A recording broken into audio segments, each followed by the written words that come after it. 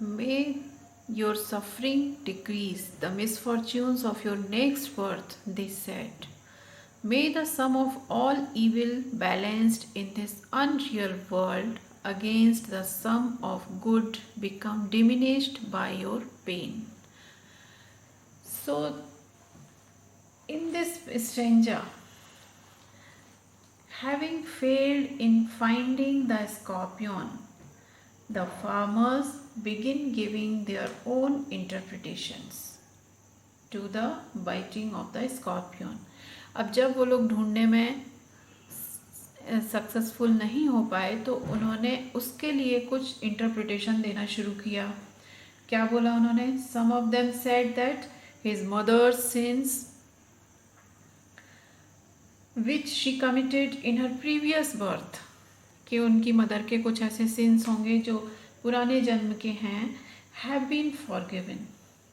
The other assumed that she is going to die and said that the pain that she is suffering from will decrease the troubles in her next birth. अब कुछ लोग ये बोलने लगे कि उनकी next birth के पाप कुछ कम हो जाएंगे क्योंकि उनको अभी सफरिंग मिल रही है, अभी वो परेशान हो रही हैं, तो अभी उनको पनिशमेंट मिल गया तो नेक्स्ट बर्थ में नहीं होगा.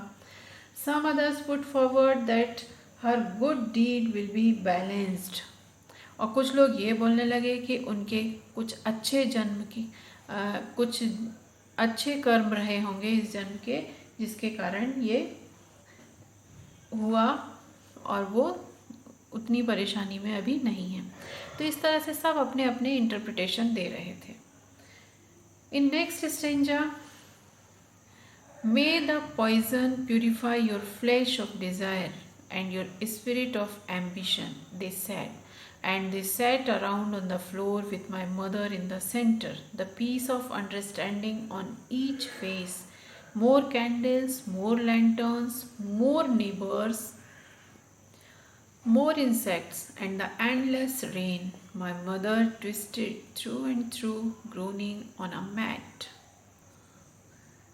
Some others said that the poison will purify and refresh her flesh of desire and the spirit of ambition. All of them seemed to be in peace because of their thoughts.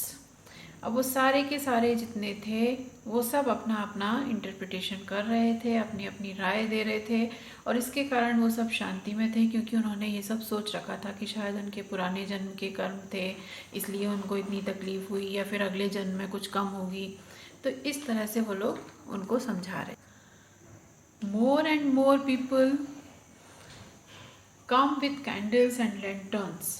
His mother is however crying and rolling on the mat with severe pain, but nobody cares for her except for his father, who is a sceptic rationalist. He leaves no stone unturned to cure her. He uses powder, mixture, herb and hybrid to help her recover from the pain. सिर्फ उन poet के father थे जो अपनी तरफ से पूरी कोशिश कर रहे थे कोई powder, mixture, herb and hybrid लेकर के, कि ताकि उनकी हेल्प कर सकें उनको रिकवर करने में, कि उनको पेन ना हो. The bitten toe and then fires it up. The poet watches the flames of fire burning on the skin of his mother.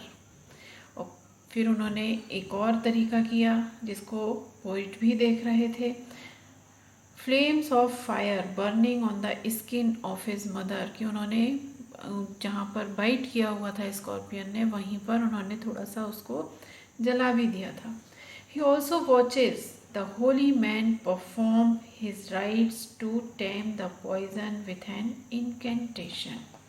और वो ये भी देख रहे थे कि किस तरह से उनके फादर उस पॉइजन का असर कम करने के लिए क्या क्या कर रहे थे. और ये फ्रेज जो है, The holy man performed his rites to tame the poison with an incantation. ये फ्रेज अगेन फिर सुपरस्टिशन हमको बताता है, एक अंधविश्वास बताता है कि उस गांव के जो लोग थे वो कितना ज़्यादा अंधविश्वासी थे। In this next stanza and last, my mother only said, "Thank God the scorpion picked on me and spared my children." In this last line is quite emotional. This last line is quite emotional and heart touching. It reflects the motherhood of a lady. और इस line में हमको ये भी दिखाई देता है कि वो कितनी ज़्यादा ममता है उनके हृदय में। The poet says that after